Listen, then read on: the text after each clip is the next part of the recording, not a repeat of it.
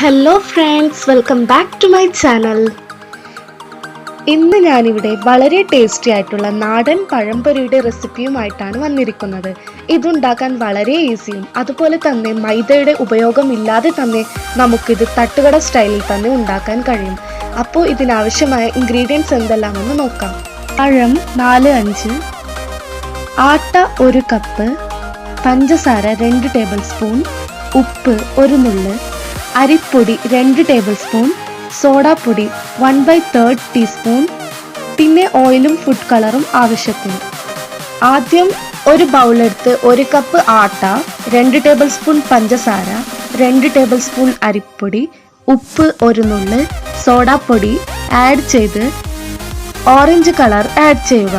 എന്നിട്ട് വെള്ളമൊഴിച്ച് നന്നായി കലക്കിയെടുക്കുക.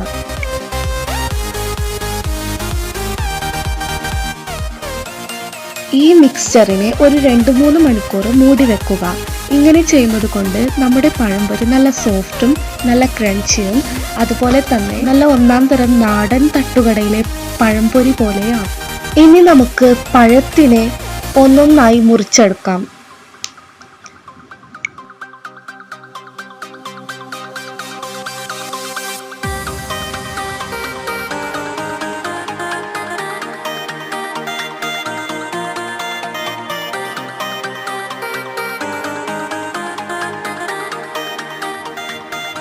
ഇനി ഓരോന്നായി ബാറ്ററിലേക്ക് മുക്കിയതിനു ശേഷം നന്നായിട്ട് ഫ്രൈ ചെയ്തെടുക്കാം.